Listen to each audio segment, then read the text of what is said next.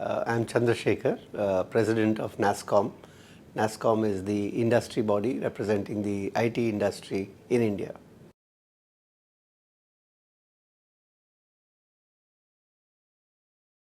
As I said, Nasscom is the industry body. It's the chamber for the IT industry. We have more than 2,100 companies as our members. And it's a $143 billion industry for the last fiscal. So our role really combines several different functions, starting with policy advocacy, both with the government in India as well as with governments across the world on issues which impact the industry and the activities in those countries. This is a heavily export-oriented industry. More than 70% of the revenues come from export across almost 80 countries across the world.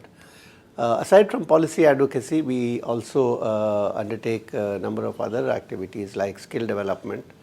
We also hold a number of events which bring together key influencers within the industry for experience sharing, for people in the industry to meet potential clients, to meet peers, and to exchange notes and enhance their own capabilities. We also run a program called the 10,000 Startups Initiative, which is aimed at promoting innovation. We run a number of warehouses for startups, which are like incubators basically. And we do this in partnership with local governments. We currently have them in 10 states across India. Since we also work with large companies and small companies, we have programs which bring together large and small companies for their mutual benefit, whether it is in the form of a merger and acquisition or it is in the form of a business contract, because of the complementarities of those companies. So there are a lot of such activities that we do, but these are some of the more important ones.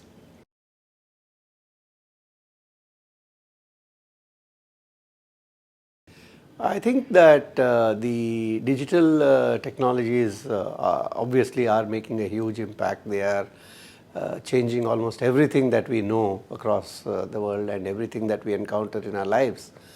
So the IT industry in India is helping companies and clients across the world to adopt and adapt digital technologies to their enterprises and to the way that they conduct their business.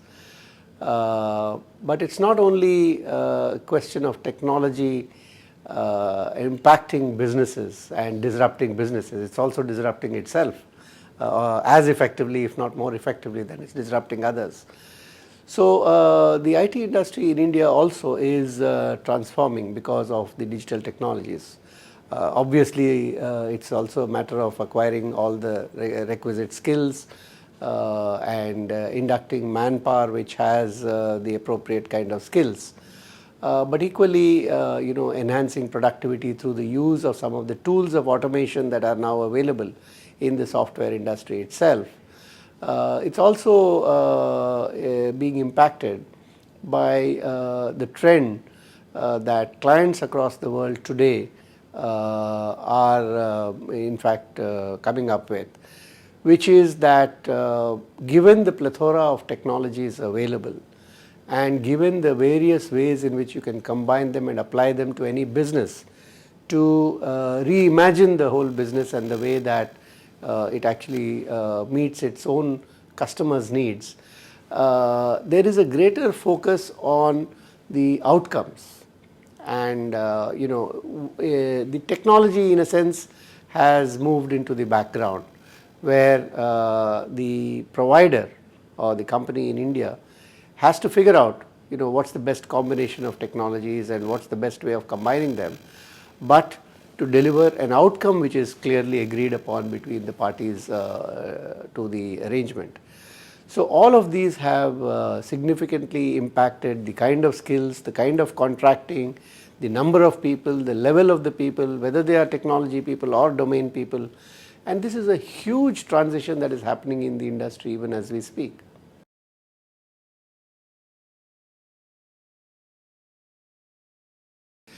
There are two important ways in which the government has supported the providers. Essentially, the government has been a strong force in helping the industry to grow. In the initial years, it was by creating software technology parks, which provided islands of excellence in infrastructure. Today, infrastructure has improved substantially, so the parks may no longer be required.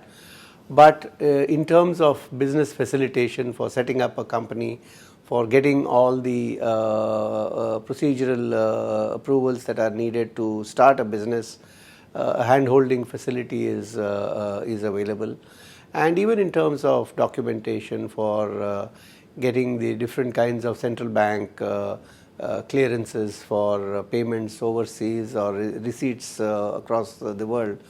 So for all of these, there is a facilitation arrangement through the software technology parks.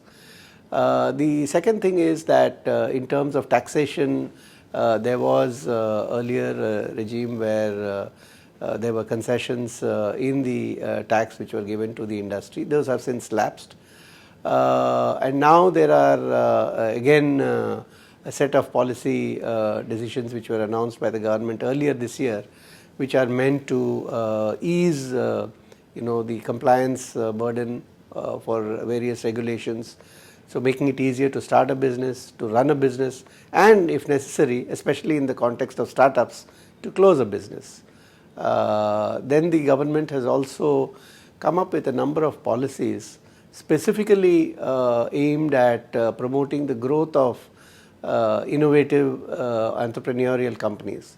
And that has led to a whole rash of new companies which are young, entrepreneurial, technically very savvy, and coming up with very new kinds of products and new kinds of innovations across sectors, whether it is across technology sectors like IoT or even in domains like healthcare, like security, like financial services, like retail.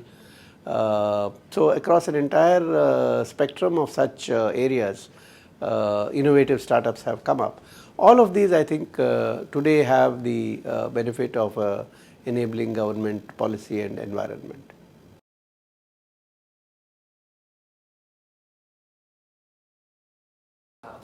Well, I think that that would certainly be our aim, no doubt about it. So we'd certainly like to continue the kind of presence that we've had in this space. But I think that India is well positioned to do that for a variety of reasons. Number one is that we have actually a very favorable demographic, and more than 65% of the population is under the age of 35 years. Second thing is that there are a large number of technical and technology graduates in the STEM areas coming out of the universities every year. And many of them are also today acquiring the kind of skill sets that are needed in digital technologies, which is so important because it's not just a question of what formal degree you have, but also what particular skill sets you have, whether it is in, for example, in use of social media or creating mobile applications or cloud technologies or artificial intelligence or robotics or whatever be the area. So a lot of those non-formal skilling programs also have been introduced, and as the sector skills body for the country, we do some of that stuff ourselves. So given that you have these pool of technology trained graduates, and you have the supplementation with non-formal skills in the latest technologies, the ability to provide those kind of services that are needed to enable companies to go digital, I think are there. We've seen an 8-fold increase in the number of digitally skilled people in the country over the last 5 years. We aim to keep that pace, at the same level or even accelerate it. The area where I think there are challenges is in combining these skill sets and this capability with the knowledge of the domain of the end client, and that requires a combination of knowledge, people who have expertise in that particular domain, whatever be the business of the client company. And for that, I think companies look at several different ways. One is to work closely with the end customer. The other is to take up local acquisitions in that country to supplement this capability, with that knowledge. So these are the different ways in which I think we believe that the industry in India will be able to serve the clients globally, even in the new era. And in fact, that's what we see today. Global in-house centers which have been set up by companies as a part of their own company in India are able to do that for them, and the effectiveness of these entities is visible to all.